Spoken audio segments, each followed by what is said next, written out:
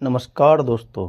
अगर आप Delhi police constable 2025 की तैयारी कर रहे हैं और 60 से 70 दिनों में अपना सिलेक्शन पक्का करना चाहते हैं तो यह वीडियो सिर्फ आपके लिए है। 7,565 पोस्ट के लिए आज हम देखेंगे क्या है नया सिलेबस, फिजिकल प्रोसेस क्या होगा। वीडियो शुरू करने से पहले मैं आपको बता दूं, अगर आपको वीडियो अच्छा लगे तो वीडियो को लाइक करना और चैनल को सब्सक्राइब करना और कमेंट में बताना कि आपको वीडियो कैसी लगी। दिल्ली पुलिस में भी 7,565 कांस्टेबल पदों पर भर्ती निकली है, जिसमें योग्यता 12वीं पास है। आयु सीमा हम आपको आगे बताएंगे और फॉर्म भरने की लास्ट डेट 21 अक्टूबर 2025 है, तो फॉर्म जल्दी भरें। इसमें आपकी एज लिमिट रहेगी जनरल कैंडिडेट के लिए 18 से 25 वर्ष, ओबीसी कैंडिडेट के लिए 18 से 28 वर्ष और SC ST कैंडिडेट के लिए 18 से 30 वर्ष, क्योंकि ओबीसी कैंडिडेट को 3 वर्ष की छूट मिलती है एज में और SC ST कैंडिडेट के लिए 5 वर्ष की छूट।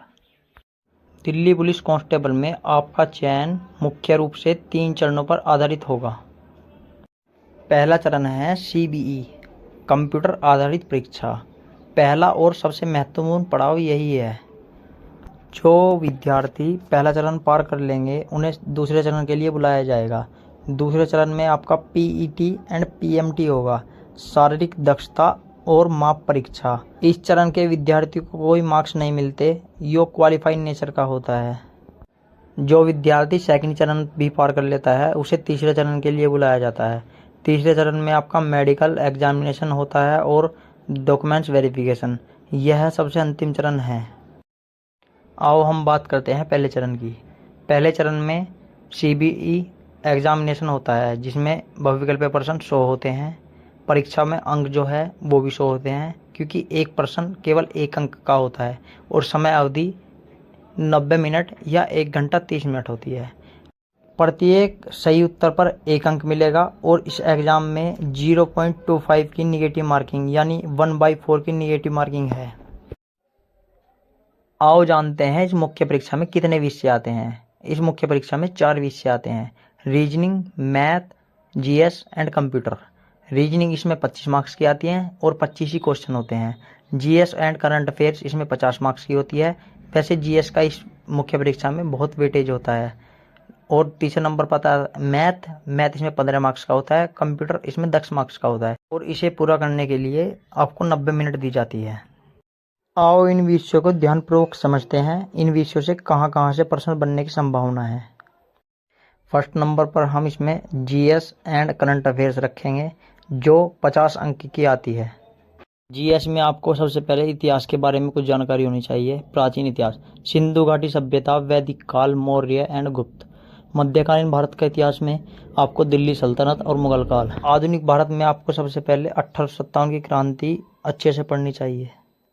इन टॉपिकों पर आपको अच्छे से ध्यान देना होगा, क्योंकि इन टॉपिकों से अत्यधिक क्वेश्चन परीक्षाओं में पूछे जाते हैं।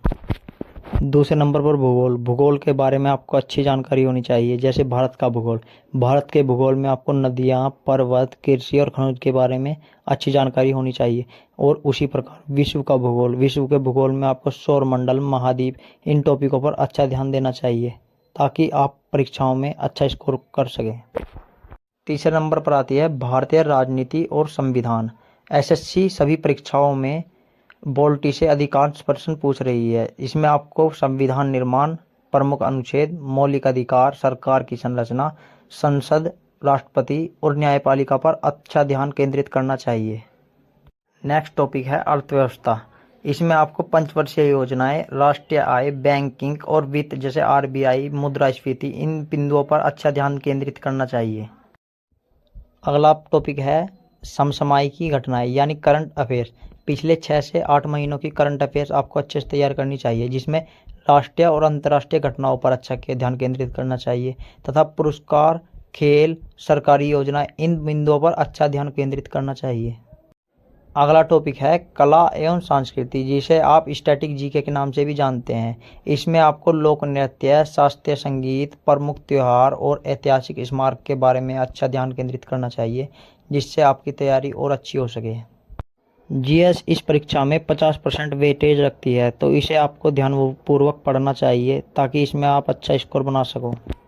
आओ जानते हैं अगले सब्जेक्ट के बारे में, जो है रीजनिंग। रीजनिंग इस परीक्षा में 25% भागीदारी रखती है, जो 25 अंक की होती है। रीजनिंग इस परीक्षा में 3 प्रकार की पूछी जाती है।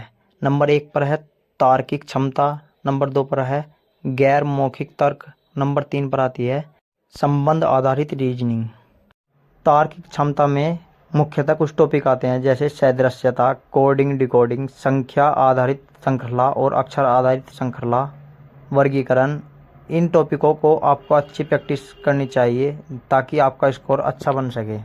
नेक्स्ट, गैर मौखिक तर्क। इसमें आपको वेनारेख पढ़ना है, कथन और निष्कर्ष पढ़ना है, आकृति आधारित प्रश्न जैसे दर्पण, जल प्रतिबिंब। इन टॉपिकों की आपको अच्छी तरीके से प्रैक्टिस करनी चाहिए ताकि आपका स्कोर परीक्षा में अच्छा बन सके। नंबर 3 पर आती है संबंध आधारित रीजनिंग, जैसे रक्त संबंध, दिशा और दूरी। इन टॉपिकों की आपको जमकर प्रैक्टिस करनी चाहिए और अपने स्कोर को और अच्छा करना चाहिए। मैथ इस परीक्षा में 15 अंक का आता है, जिसके मुख्य टॉपिक ये हैं। अंकगणित, जिसमें आपको संख्या प्रणाली, सरलीकरण, औसत, अनुपात, प्रतिशत, लाभ हानि, साधारण ब्याज, चक्रवृद्धि ब्याज। इन टॉपिकों से एसएससी भरपूर क्वेश्चन पूछ रही है, तो इन टॉपिकों पर आपको ज़्यादा फोकस करना है। आपका अगला टॉपिक है मूल अवधारणाएं, जिसमें समय और कार्य, समय, गति और दूरी, ये मुख्य टॉपिक आते हैं, तो इनको आपको अच्छे से ध्यानपूर्वक पढ़ना चाहिए। इसके बाद आती है आपकी मेंसुरेशन, जिसमें आपको त्रिभुज, आयत, वर्ग, वृत्त, सिलेंडर आदि के क्षेत्रफल और आयतन के बारे में अच्छे से पता होना चाहिए। ये टॉपिक परीक्षा में 2 से 3 मार्क्स के आते हैं, तो इनके बारे में आपको अच्छे तरीके से पता होना चाहिए और इन टॉपिकों की अच्छे तरीके से प्रैक्टिस होनी चाहिए। आपका अगला चैप्टर है कंप्यूटर, जो पेपर में 10 मार्क्स का आता है और ये पेपर के लिए बहुत ज़रूरी है, क्योंकि यही एक चैप्टर ऐसा है जिसमें आप थोड़ी तैयारी में भी बहुत अच्छे मार्क्स ला सकते हो। इस चैप्टर के कुछ ही टॉपिकों पर आप अच्छे से ध्यान दे दोगे तो आपके फुल में से फुल मार्क्स आ सकते हैं, जो इस प्रकार है। कंप्यूटर का परिचय, इसमें आपको कंप्यूटर की पीढ़ी पढ़नी है, इनपुट आउटपुट डिवाइस पढ़नी है।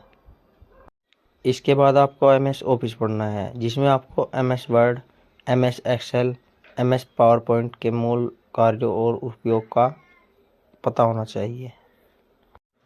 इसके बाद आपको इंटरनेट के बारे में कुछ जानकारी होनी चाहिए, जैसे web browser, URL, HTTP, FTP और वेबसाइट।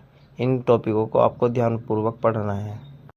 इसके बाद आपको ईमेल सेवाएं के बारे में पढ़ना है, जैसे ईमेल भेजना, ईमेल प्राप्त करना और प्रमुख प्रोटोकॉल। इन टॉपिकों के बारे में आपको अच्छी तरह जानकारी होनी चाहिए। इसके बाद आपको अन्य टॉपिक जैसे फुल फॉर्म, शॉर्टकट की, यह 2 टॉपिक पेपर में अधिकांश पूछे जाते हैं और इन पे आपको बहुत अच्छी पकड़ होनी चाहिए। आओ जानते हैं पेपर में अच्छा स्कोर करने की सही रणनीति। सबसे पहले आपको सिलेबस के बारे में अच्छी तरह जानकारी होनी चाहिए और जो ये सिलेबस है इसको ध्यानपूर्वक पढ़ना चाहिए ताकि आप परीक्षा में अच्छा स्कोर कर सके। इस एग्ज़ाम के लिए आप ऑनलाइन या ऑफलाइन किसी भी प्रकार से पढ़ सकते हैं।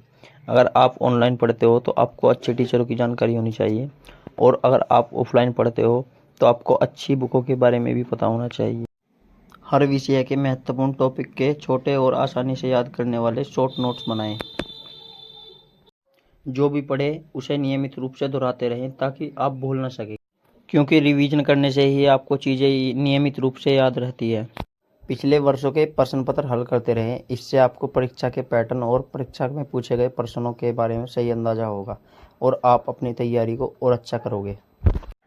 किसी भी परीक्षा को क्रैक करने के लिए उसका टाइम मैनेजमेंट सही होना चाहिए। अगर आपका टाइम मैनेजमेंट ठीक नहीं है तो आप आते हुए क्वेश्चन भी गलत करके आओगे। इसके लिए आपको हफ्ते में एक मॉक टेस्ट जरूर लगाना चाहिए, जिससे आपको समय सीमा के भीतर प्रश्न हल करने की अच्छी प्रैक्टिस हो जाएगी और आप पेपर में अच्छा स्कोर कर पाओगे। जितना समय आपने मॉक टेस्ट लगाने में दिया है उससे अधिक समय उसका एनालिसिस करने में दो, ताकि आप पता लगा सको कि कहाँ गलती हुई है। जिन जिन टॉपिकों पर गलती हुई है उन टॉपिकों का रिवाइज करें और अपना अच्छा स्कोर करने के लिए उन टॉपिकों पर अच्छा ध्यान केंद्रित करें और जो भी आपको नहीं आता उसे कॉपी में नोट करते रहें और उस नोट को दोबारा रिवाइज करें। रिवीजन ही एक ऐसा तरीका है जिससे आप परीक्षा में अच्छा स्कोर कर सकते हैं। और अच्छे स्कोर करने के लिए मॉक टेस्ट का एनालाइज बहुत ज़रूरी है। और जो आपने शॉर्ट नोट्स बनाए हैं उन पर कुछ हाईलाइट करते रहे ताकि परीक्षा के समय आप उसका अच्छी तरीके से रिवीजन कर सकें। रिवीजन नियमित रूप से करते रहें, वरना आप टॉपिकों को भूल जाते हैं। इस परीक्षा में 1/4 की नेगेटिव मार्किंग है, तो ध्यान रखें कि कम से कम क्वेश्चन गलत होने चाहिए। आप ज़्यादा क्वेश्चन गलत करोगे तो आपके नेगेटिव मार्किंग के कारण कुछ पर्सन सही भी कट जाएंगे। अपने ऊपर भरोसा रखें। यह घबराने का समय नहीं है, बल्कि अपनी रणनीति पर अमल करने का समय है।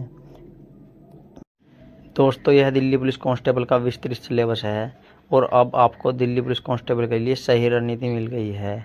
अगर आपको वीडियो पसंद आई तो इस वीडियो को लाइक करें और अपने दोस्तों के साथ शेयर करें। कमेंट में बताएं कि आपको जानकारी कैसी लगी और हमारे यूट्यूब चैनल स्टडी जी के ट्रिक्स को सब्सक्राइब करना ना भूलें। मिलते हैं अगली वीडियो में, तब तक के लिए मेहनत करते रहें और अपने सपनों को पूरा करें। जय हिंद, जय भारत।